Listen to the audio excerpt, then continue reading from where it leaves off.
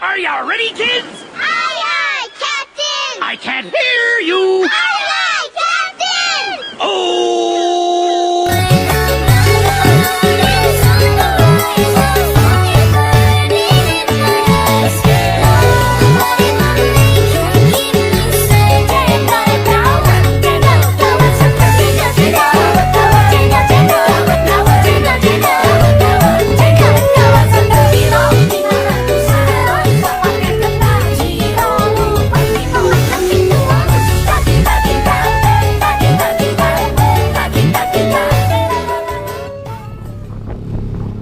Pada kali ini disclaimer dulu ya, kalau video sama suaranya nanti bakalan berbeda karena yang kemarin itu lanjutannya itu nggak bahas apa-apa gitu. Ya udah, kita bikinin video yang sedikit bermanfaat.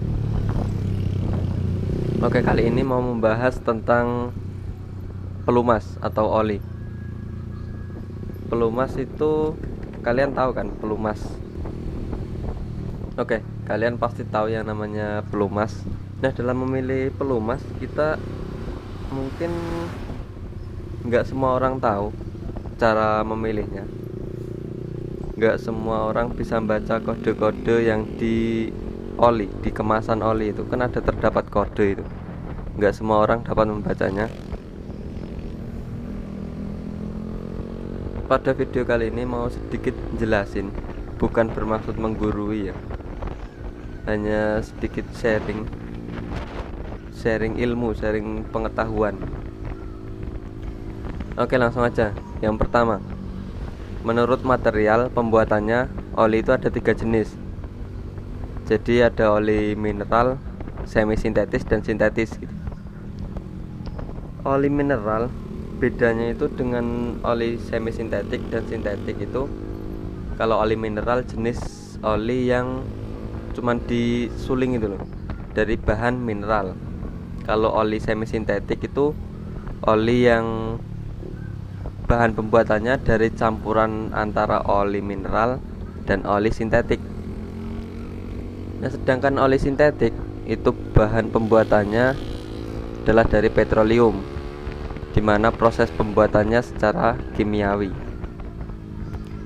Terus sebenarnya itu ada satu jenis oli lagi, tapi jarang banget dipakai sih karena mahal. Terus sifatnya itu cepat menguap.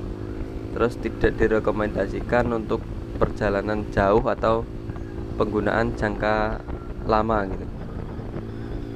Jenis oli yang nggak direkomendasikan ini kayak jenisnya dulu adalah oli vegetable. Seperti namanya, oli ini dibuat dari tumbuhan, tapi tidak direkomendasikan. Ya karena itu tadi, olinya mahal, cepat menguap, tidak direkomendasikan untuk penggunaan jangka waktu yang panjang. Biasanya oli mineral itu lebih murah daripada oli sintetik begitu. Dan oli semi sintetik itu lebih murah juga daripada oli sintetik dan lebih mahal daripada oli mineral. Terus yang perlu diperhatikan lagi, kan di sana terdapat tulisan atau keterangan bahwa oli tersebut untuk matic atau untuk motor kopling gitu guys. Untuk motor 4 tak atau 2 tak. Nah, jika ada keterangan 2T itu berarti untuk motor 2 tak. Kalau 4T untuk motor 4 tak gitu. Kalau 0,8L terus 1L terus 2L, 1,2L, 1,1L gitu, itu untuk keterangan kapasitas, yaitu liter. Terus untuk yang diperhatikan selanjutnya itu ada SAE. SAE di sini adalah Society of Automotive Engineer. Apa sih SAE itu? Itu identifikasi kekentalan. Jadi kalau seumpama ini ya, saya kasih contoh gambar itu. Nah, di situ tertera SAE seumpama 10 20W 40, terus 15W 40, terus ada 20W 50 gitu. Itu apa sih maksudnya? Nah, 20W 50 atau yang sudah saya sebutkan tadi itu merupakan oli multigrade, bukan yang single grade.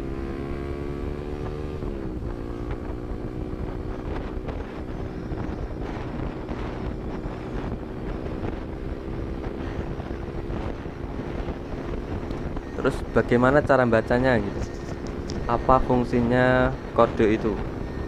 Kalau oli multigrade itu ada 2 angka, yang berarti pada suhu dingin oli tersebut memiliki keenceran seperti SAE yang angka di depannya. Lalu pada saat kondisi sudah panas, oli atau pelumas tersebut memiliki kekentalan seperti SAE yang tertera di belakangnya gitu. Bang, lalu keuntungan dari oli multigrade ini dibandingkan single grade itu apa gitu? Keuntungannya, oli tersebut memiliki kemampuan untuk adaptasi menyesuaikan suhu oli tersebut gitu. Sumpama lagi dingin, ya dia menyerupai SAE yang depan itu, karena ada tulisannya W itu winter. Nah, kalau posisi sudah panas atau oli sudah panas itu memiliki SAE bisa kental seperti SAE yang belakangnya itu.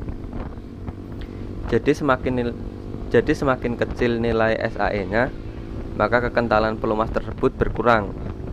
Contohnya SAE 60 lebih kental daripada SAE 10.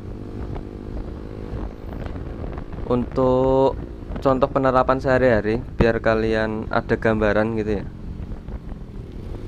Sumpama oli single grade memiliki SAE 60, single grade loh, 60, bukan yang 20W 40 itu multigrade.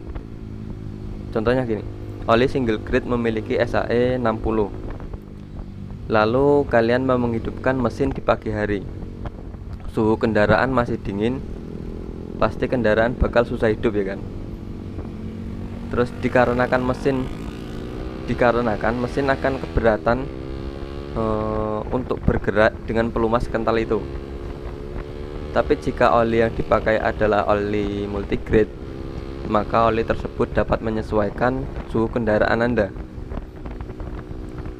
Jadi kalian itu nggak terlalu sulit gitu loh dalam menghidupkan mesin walaupun keadaan masih dingin gitu. Terus apa sih yang harus diperhatikan kalau untuk perjalanan jauh sama perjalanan dekat itu? Apa bang yang perlu diperhatikan? Apa olinya sama aja gitu? Kalau untuk oli saya kira sama ya. Tapi kalau untuk perjalanan jauh itu bisa kalian ganti ke SAE nya yang lebih tinggi. Seumpama kalian biasa pakai 10W 40 itu, kalian bisa ke 20W 50.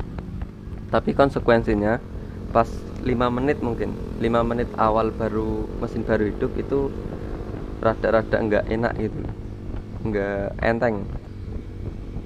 Tapi nanti kalau sudah perjalanan jauh, ya jauhnya pokoknya sekitaran mesin udah panas lah, itu nanti bakalan lebih adem daripada oli 10W 40 gitu.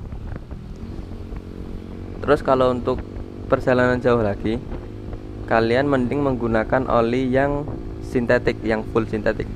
Jangan yang oli mineral atau semi sintetik. Mending full sintetik sekalian, karena harganya nggak jauh beda,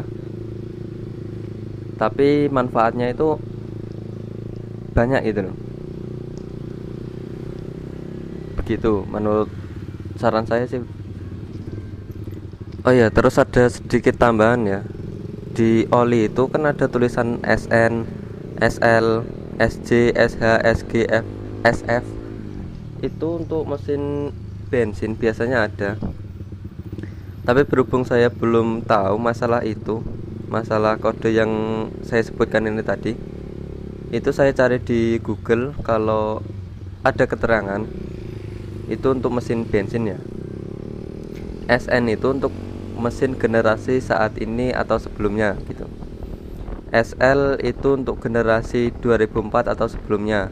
SJ untuk generasi 2001 atau sebelumnya. SH untuk mesin generasi 96 atau sebelumnya, dan seterusnya. Jadi bisa kita simpulkan ya, semakin mendekati angka Z yang S, seumpama SZ itu berarti untuk mesin generasi yang terbaru, dan SA seumpama ada SA gitu, itu berarti untuk mesin generasi yang paling lama. Jadi nggak perlu diperhatikan lah kalau menurut saya. Jangan lupa like, komen, dan subscribe. Share mungkin juga perlu. Thanks for watching. See you next time. See you next video. Saya Khairul Huda. Assalamualaikum warahmatullahi wabarakatuh.